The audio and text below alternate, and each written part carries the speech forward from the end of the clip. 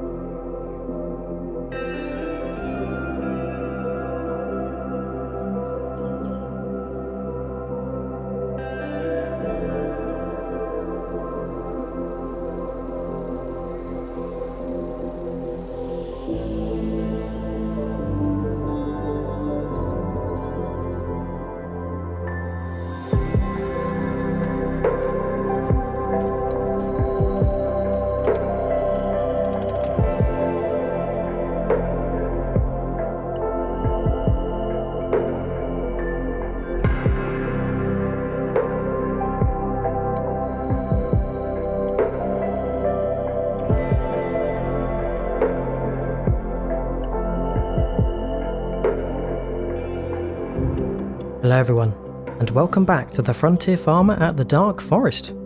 It's now July, and as you can see, we have rather nicely improved the state of the ground around the log cabin. We mowed this up with our new ride-on mower, and I think spreading the grass seed from mowing and adding some nitrogen into the soil from the grass rotting away has actually improved the ground somewhat, and we've got a nice bit of grass growing here now. And yes, we've still got the forest ground around the high traffic areas, but that's still pretty good. So I think our ride-on mower was a success, and Barkamus is enjoying the garden this morning.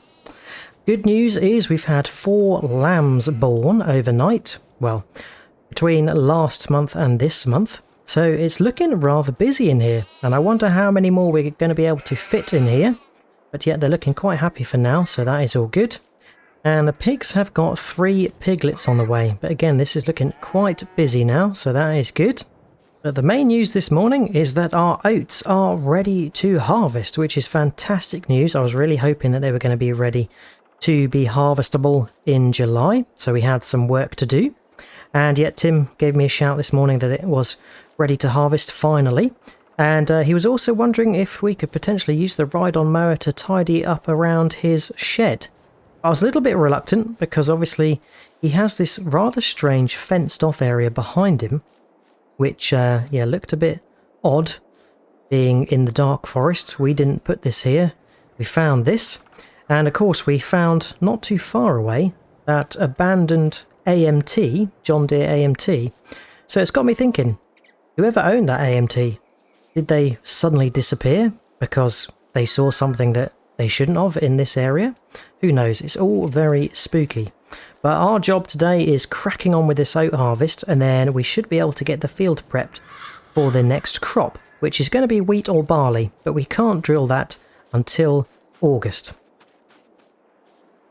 So, unfortunately, because it is time to harvest, I think we are going to be saying bye-bye to the Portrait harvester and trading it in for something a little bit better, because this old girl has seen better days and was running a little bit doggedly. We did manage to increase its performance somewhat, but I think the verdict is that we are going to change this up. And I am changing it to something that is completely unexpected. I was going to upgrade it for a newer model of Portrait, but I have found something that I think is going to be more interesting and better. So I've grabbed the header and the header trailer, And I think we are going to be keeping the header trailer because I can't source one for the new harvester. Look out, Barkamus, don't want to be running you over. He is a bit of a pest sometimes, that Barkamus. He likes to get in our way. Yes, we'll be keeping the header trailer because we can put the new harvester's header on that.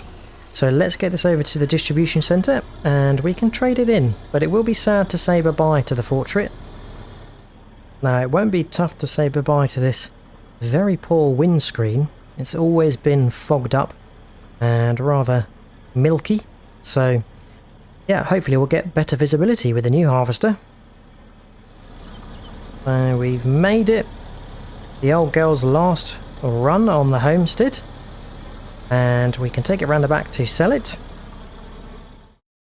So we've made about 55,000 from selling the Fortrit and the header.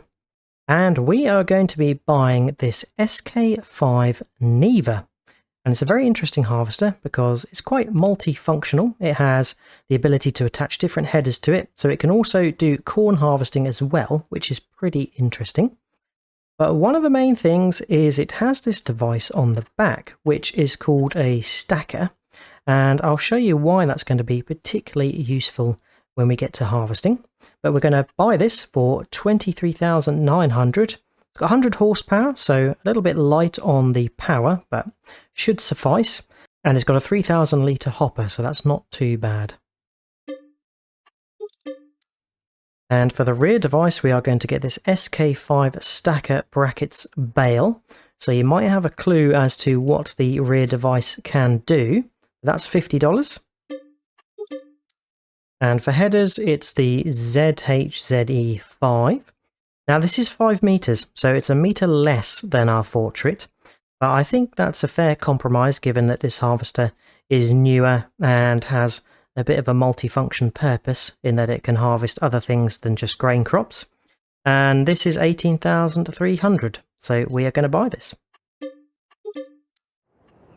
So here it all is, our new equipment, our new harvester, new header, and this rear device.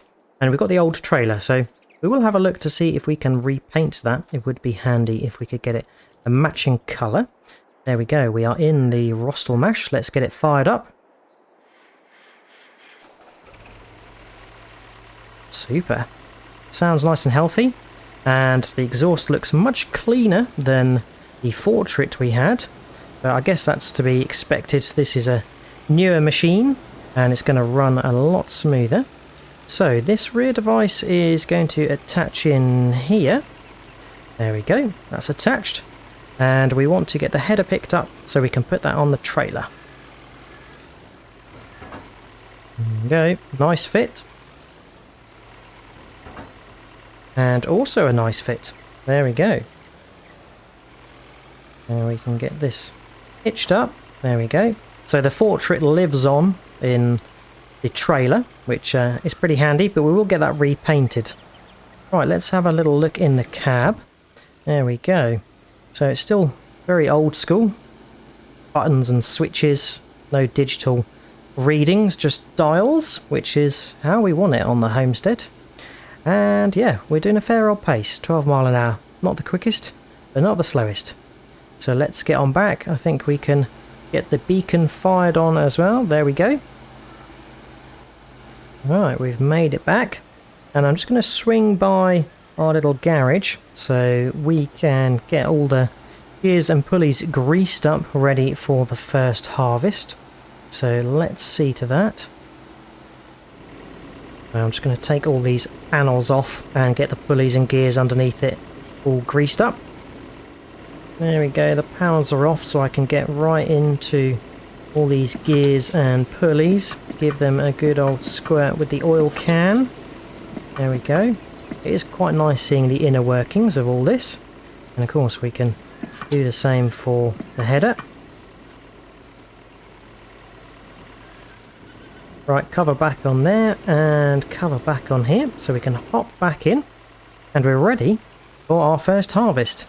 But I will need to set up the harvester and grab the trailer that's behind the silo so we've got somewhere to deposit to. There we go, so we can probably drop the header trailer off over here and swoop around to pick up the header. It's quite nice that we've got more space on the homestead to manoeuvre and arc things up, and of course we'll need space for the tractor and trailer for us to deposit the oats into. Okay, so I think we'll set up to go this way around the field. So the auger pipe is on the outside, and I think the Farmall is the best tractor for the job of carting. So we've got the trailer, and I'm thinking in terms of yield of that field, we're probably only going to have one trailer's worth. Probably we won't fill a trailer, but yeah, it'll be interesting to see how many we get. I think we'll try and leave the trailer here, get the cover open so we can deposit it. Superb.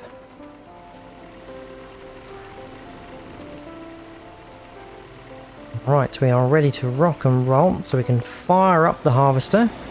And I'm very excited for this because, as you might have guessed, whilst we are harvesting, the straw that's deposited from the oats is going to get dispensed into that back section, and it's going to turn it into bales for us. So I'm going to get stuck in, and yeah, we'll harvest and create bales, and I'll see you when we're finished.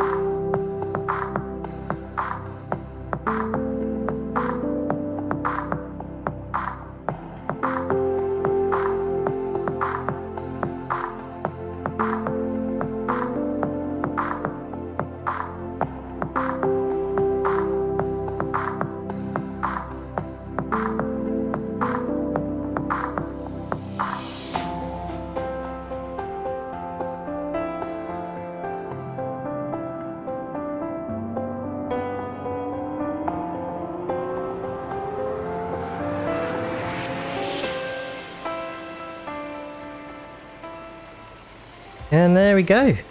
We have finished our harvest, and I was so giddy with excitement that we did forget to unload, and I started a row and then needed to run over to the trailer to get it deposited. But we have quite a few oats, and it looks like I've left a little bit of straw here, so I probably just need to fire up the harvester again and just raise the pickup, and hopefully I think our little device on the back is just going to see to that, although yep, there we go, it is seeing to it.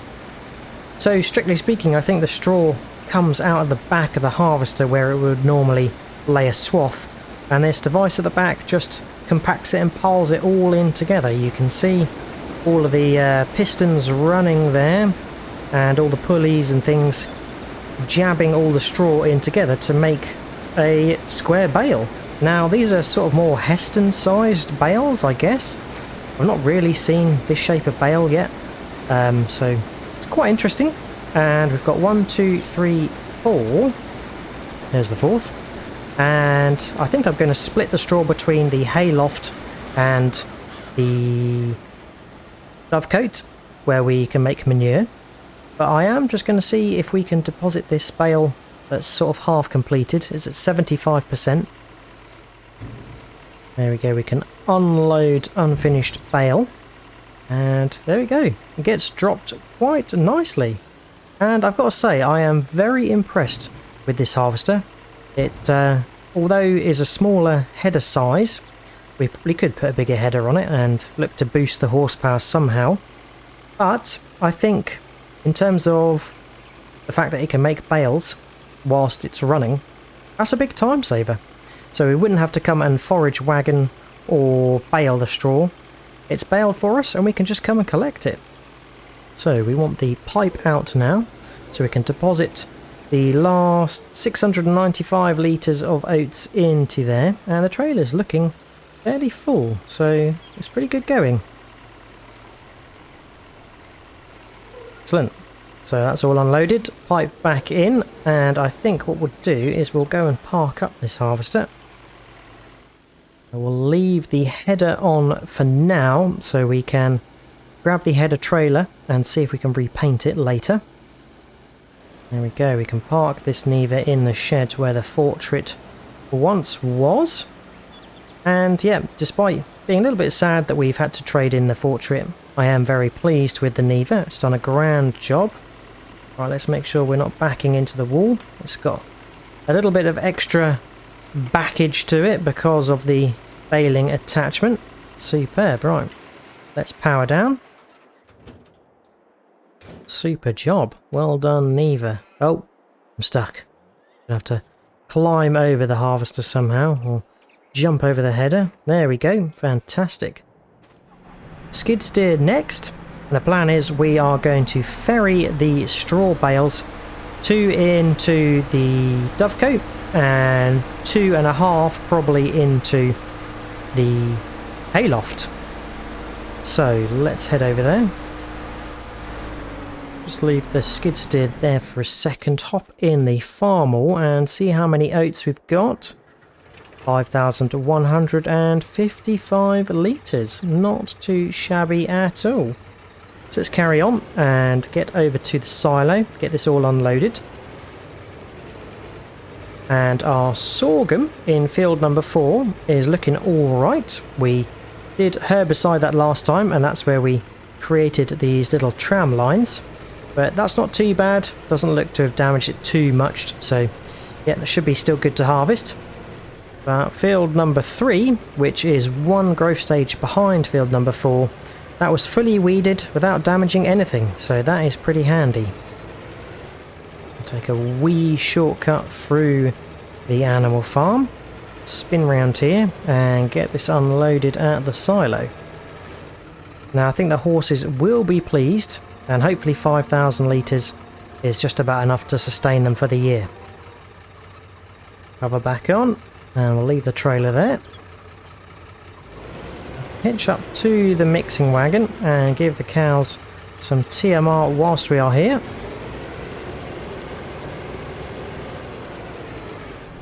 Then it's back to the skid steer, and we'll get these bales split between the dovecote and the hay loft.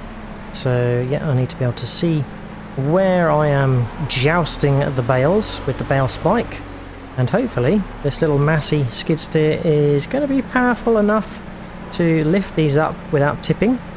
And crikey, there's 5,000 litres of straw in each one. Oh, and this is the 75% straw bale, so yeah, probably going to be about 6,500 litres or thereabouts in each bale. Right, let's get this ferried between the two locations, and I'll see you when we're finished.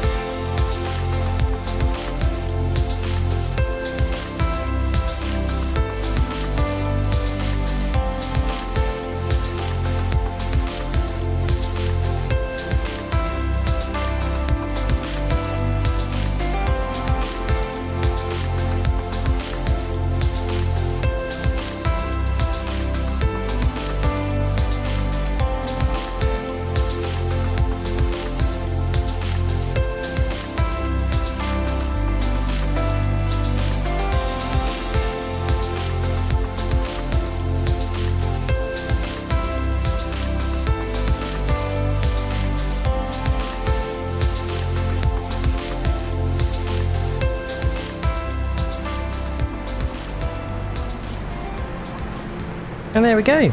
That's the straw bales distributed nicely between the hayloft and the dovecote. Now I would like to say that it was a bit of a transporting hack to get the bale to go on the arms of the skid steer, but it was a bit of a fluke. It rolled off right at the end and managed to land and stay on, so that was pretty lucky. But we've now got some straw in our hayloft, 14,000 litres. So that was 2 full bales, which means that we must have 7,000 litre bales that come out of that harvester, which is pretty good going. And I'm also quite proud of the skid steer managing to lift up 2 bales in tandem. Right, let's get this parked up. And then it's on to field prep. And the first stage of field prep is going to be mulching. So we'll grab the mulcher from the shed over there next to the animal trailer. And then it'll be on to manure spreading. We have some manure in the dovecote, which was from the previous straw we had. And luckily now we've got some more straw in there, we can produce even more. Great job, skid steer. Right, for mulching we are going to use the Farmall, just because that seems to be the better tractor at pulling the Matrot mulcher. So let's head on here and grab it. Now I think we'll look to stash this mulcher somewhere else when we're done with it, just to spread the equipment out amongst some of our other sheds. Just can't get over how good that harvester was, the Neva. And yeah, I'm just dead impressed with it. You know, when you have a good harvest and it just felt efficient and smooth. Yep, that was one of those harvests. And I'm pleased we got the Neva. I think it will stay on the homestead for a good while. And potentially, because it can harvest other crops like corn and sunflower if you purchase a different header, I think it will serve us really well. Unfolding the working hitch, and we can unhitch from the tow hitch, get set up, and then we should be good to start some mulching. Now the stalks are not particularly tall from the oats, but nonetheless they will contribute to the next crop that's going in here, and that's going to be wheat or barley, and that'll be in the month of August, so next month. Alright, I think we can fold in the arm. That's it. There we go. And we want to switch on, lower away, and get to mulching. So I'm going to get this all tackled. Oh, we haven't lowered it. Typical. I think sometimes the button for lowering equipment is a little bit sticky. So let's do a take 2. Nearly jackknife the mulcher. There we go, it is lowered now. There we go. Now we are mulching, and we can see it is making a nice mulched effect. So I'm going to get this done. Try not to snag the wheels on the trees. And I'll see you when we're finished.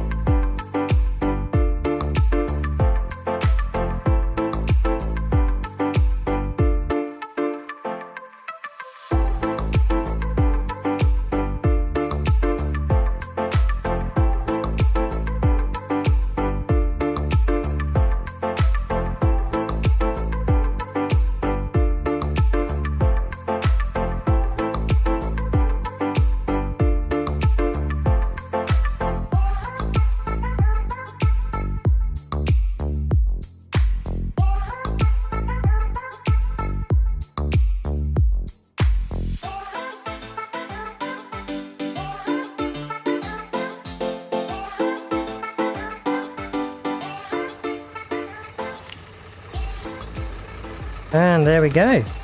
That is us all mulched up. And I had a tiny little section of oats which I'd missed when harvesting, so I just saw to those. But yep, we've got all the oat stalks chopped up, and that's going to contribute the 1% to the next crop. Now, it is only a small contribution, but 1% does add up if you make sure you get good level of fertilization. And we want to make sure we are raised up here, because otherwise we are dragging it, and we want to make sure we fold it up from the working position into the transporting position. But yes, every time we put a crop in, we want to make sure we're getting both levels of fertilization, we're getting rid of all the weeds, and if we can mulch to add an extra 1% yield, then we're going to do it, because it's all small scale on the homestead. We need every scrap of oats and every material, really.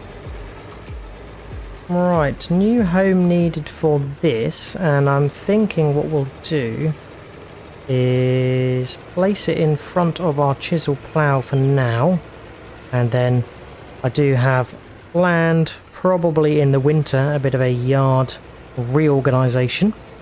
And if you've got any ideas on how I should place certain things, where I should have like the grass equipment, where I should have the ploughs and cultivator equipment, where I should have the spreading and sprayer equipment, I'm all ears as to what your thoughts are.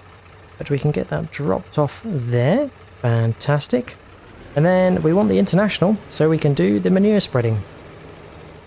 And our international is here next to the ride-on mower we bought last time.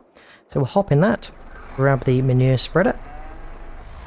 There we go, we've got a bit left in it, but hopefully we've got enough to top it up to the full and get that field all spread.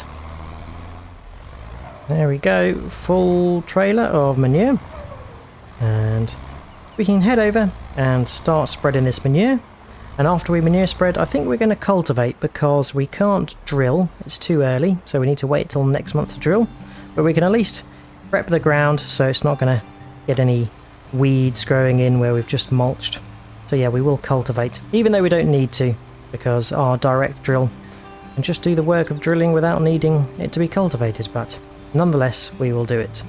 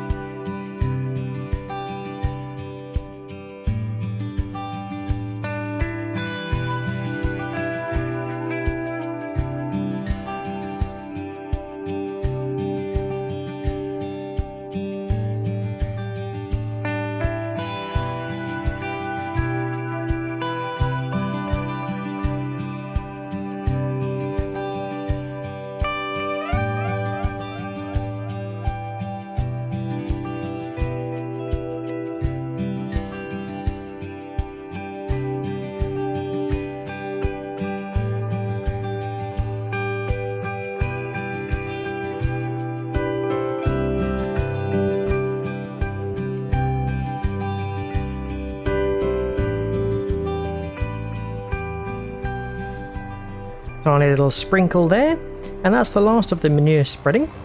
And it's nice to get that to the first level of fertilization. The seed drill will do the second when we drill next month. And crikey, yeah, it's nice using the international because it's so much faster than the farmall. Can really jet around the farmyard. But we'll get this parked up, and I think we might be grabbing a different cultivator.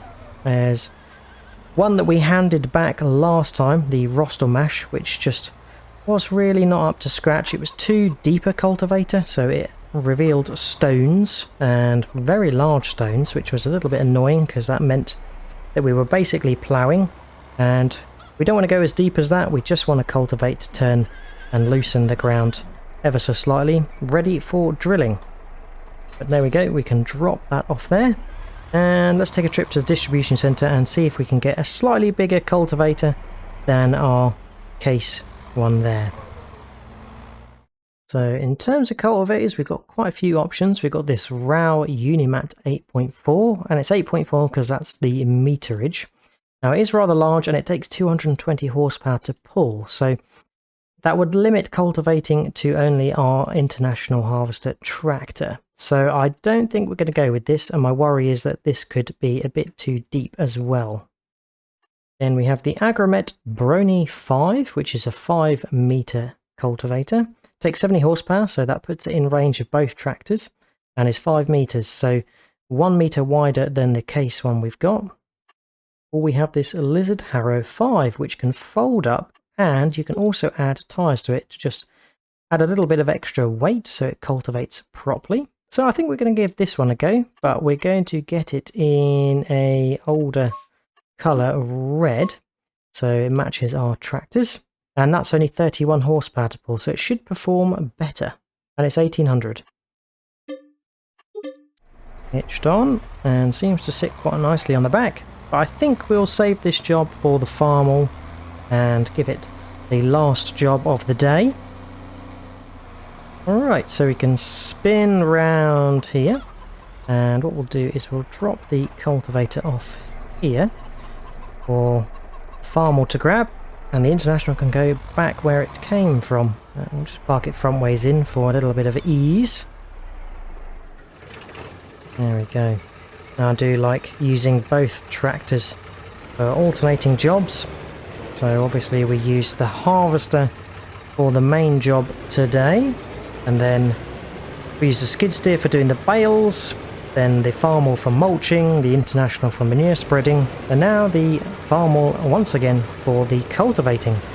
So let's head over to the field. We can get this unfolded and see how we get on. So we can get unfolded, and as mentioned, the tyres are going to help to weigh down these harrows, and hopefully this is going to cultivate up quite nicely. So let's lower and hopefully see, yep, the texture changed. We're getting a nice mulched straw embedded cultivation, and oh, it's going quite fast. So let's get this all cultivated, ready for drilling next month, and I'll see you when we're finished.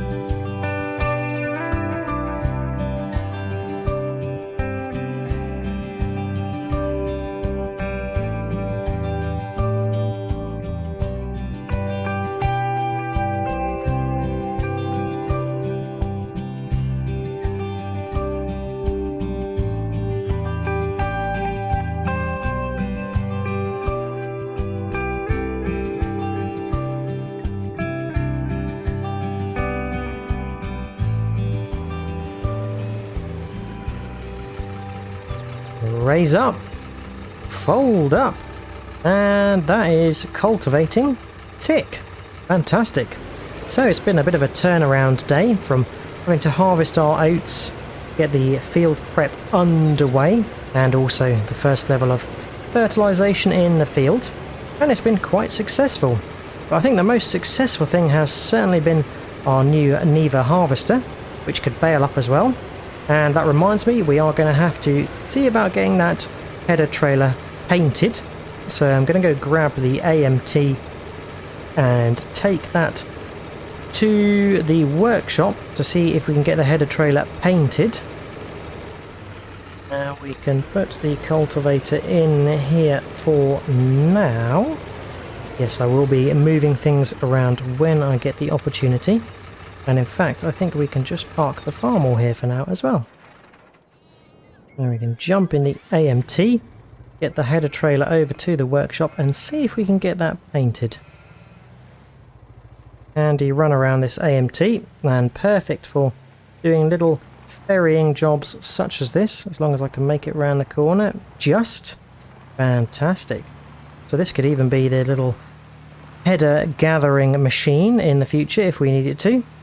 And I think we'll put it in this workshop here, and I'll check what paint I've got in stock, if any, to get this into a nice red colour. There we go, we've got it in the workshop, so luckily I've got some red paint and I'm going to get this all painted up. Ta-da! Now that's painted up very nicely, and yeah, had some red paint in stock, so that's all good. And unluckily I also had some white spray paint, so I dusted off some of the rust on the wheel hubs and gave that a spray as well, so that's looking nice and is going to match the Neva quite nicely.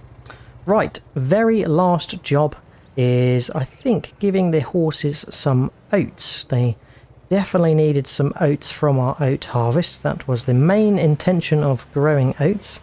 So we can just go through here to our silo and grab the oats that we put in there earlier. Fantastic. Alright.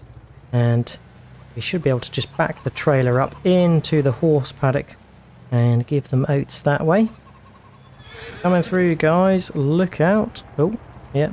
Gotta watch out for these horses. They do like to come and greet me. Looks like that one's going to make an escape. And we can tip the oats in nicely like that.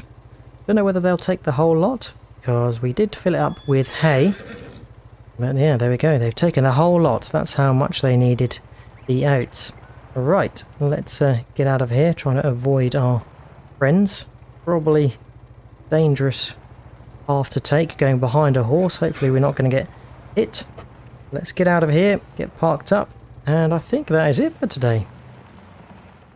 Parked up, and thanks to all of our little bits of machinery and organisation, we've got a pretty workable animal farm going on at the moment, and the oats are going to serve the horses very well. So thanks to the good old Neva for doing the oat harvest, and for also making some straw bales to top up our manure and straw stocks. So that is pretty good. That is it for today. I hope you have enjoyed watching. If you have, remember to drop a like and subscribe if you haven't already. If you've got any tips, tricks or things you'd like me to do, then feel free to leave a comment. But all there's left to say is I hope to see you again next time on The Frontier Farmer. And until then, I'll catch you later. Cheers all. Bye bye.